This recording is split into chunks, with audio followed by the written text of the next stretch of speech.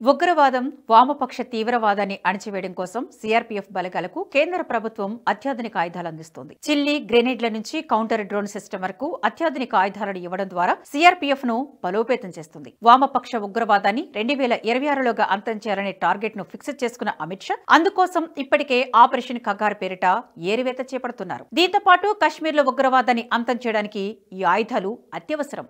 అందుకే వారికి అవసరమైన ఆయుధాలన్నిటినీ యుద్ధ ప్రాతిపదికన అందజేస్తుంది. ఒకప్పుడు యూపీఏ ప్రభుత్వంలో బుల్లెట్ ప్రూఫ్ జాకెట్ల కోసం పడిగాపులు కాసిన సైన్యానికి ఇప్పుడు ఉన్న మోదీ ప్రభుత్వం అత్యాధునిక ఆయుధాలను అందజేసి వెన్నుదన్నుగా నిలుస్తోంది. వారి పోరాటానికి ఆయుధాలను అందజేయడం ద్వారా మీకు మేమున్నాం అంటూ మోదీ ప్రభుత్వం వెన్నుతట్టి ప్రోత్సహిస్తోంది. దీంతో సైనికులు ఉగ్రవాదులతో, వామపక్ష తీవ్రవాదులతోనూ వీరోచితంగా పోరాడి మట్టి కర్పిస్తున్నారు. అయితే కేంద్ర ప్రభుత్వం సిఆర్పీఎఫ్ అందిస్తున్న అత్యాధునిక ఆయుధాలేంటి చూద్దాం. సిఆర్పీఎఫ్ దళాలు ప్రస్తుతం కశ్మీర్లో ఉగ్రవాదానికి వ్యతిరేకంగా పోరాడుతున్నాయి.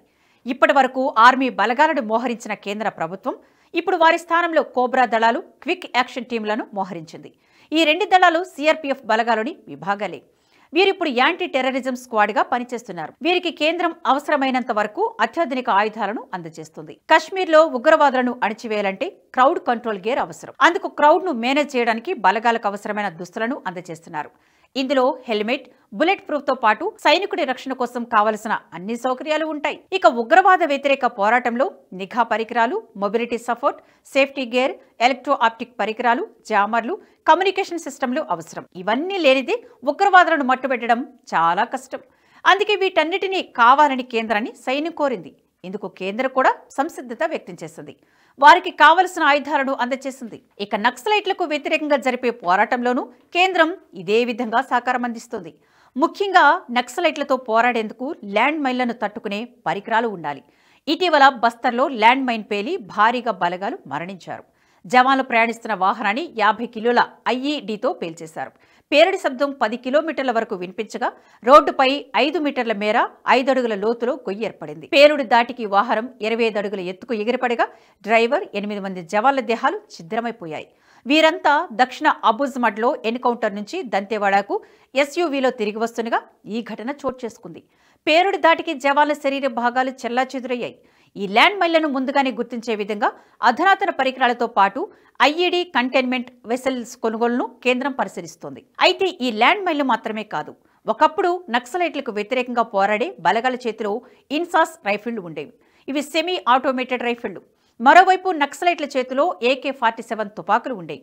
వీటితో నక్సలైట్లతో పోరాడడం కష్టమయ్యేది. అందుకే వారి చేతికి ఇన్సాస్ రైఫిళ్లు కాకుండా అత్యాధునిక రైఫిళ్లను అందించింది కేంద్ర ప్రభుత్వం. Corner shot weapon system, carbine, light machine gun, multimode hand గ్రైనేడ్లు, లేజర్ రేంజ్ ఫైండర్లతో హ్యాండ్ హెల్డ్ థర్మల్ ఇమేజ్లను వారికి అందించింది. వీటి సహాయంతో నక్సల్స్ కు వ్యతిరేకంగా పోరాడేందుకు మరింత సులువుగా మారింది. దీంతో పాటు నక్సలైట్ల కదలికలను గుర్తించేందుకు భద్రతా బలగాలు ఒకప్పుడు ఇన్ఫార్మర్ వ్యవస్థపైనే ఆధారపడేవి. కానీ ఇప్పుడు అలా కాదు. వీరికి కేంద్ర ప్రభుత్వం రాడార్లు, డ్రోన్లను అందజేయడంతో అడవులను జల్లెడ పట్టేందుకు వీలవుతుంది. వీటితో అనుక్షణం కీకారణ్యాలను స్కానింగ్ చేస్తున్నాయి భద్రతా బలగాలు. ఎక్కడ అనుమానం వచ్చినా వారిని ఏరివేసేందుకు సిద్ధమవుతున్నాయి. ఒకప్పుడు కాంగ్రెస్ పాలనలో సైనికులకు కనీసం ఆయుధాలు కూడా సరిగ్గా లేని పరిస్థితి.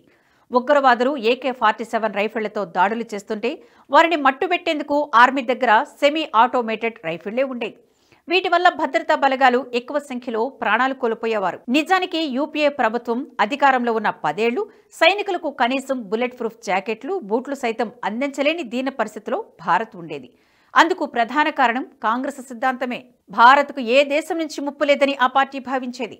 పాకిస్తాన్ మనలను ప్రత్యక్షంగా బెదిరిస్తున్నా, చైనా మన భూములను ఆక్రమించుకున్నా, దేశంలో వామపక్ష తీవ్రవాదం మనలకు సవాలు విసురుతున్నా నాటి కాంగ్రెస్ ప్రభుత్వం వీటిని అస్సలు సమస్యగానే భావించలేదు. దీనివల్ల మన దేశం చాలా నష్టపోయింది. కానీ ఇప్పుడు ఉన్నది మోదీ ప్రభుత్వం. పాకిస్తాన్, చైనాలకు ధీటుగా ఎలా సమాధానం చెప్పాలో మోదీకి బాగా తెలుసు. దీంతో పాటు దేశంలో వామపక్ష తీవ్రవాదాన్ని అంతం చేయడానికి కేంద్ర ప్రభుత్వం కంకణం కట్టుకుంది. అందులో భాగంగానే ఆపరేషన్ కగార్ పేరిట నక్సలిస్టుల అంతానికి శ్రీకారం చుట్టింది. అందుకోసం అత్యాధునిక ఆయుధాలను అందజేసి భద్రతా బలగాలకు వెన్నుదన్నుగా నిలిచింది. ఈ వీడియో మీకు నచ్చినట్టయితే లైక్ చేయండి, 10 మందికి షేర్ చేయండి. అలాగే కామెంట్ల రూపంలో మీ అభిప్రాయాలను మాతో పంచుకోండి. Nationalist hub group of channels ను సబ్స్క్రైబ్ చేసుకుని తెలుగునాట జాతీయవాద జర్నలిజాన్ని ప్రోత్సహించండి. ఈ వీడియో కింద ఉన్న బెల్ ఐకాన్ పై క్లిక్ చేయడం మర్చిపోవద్దు.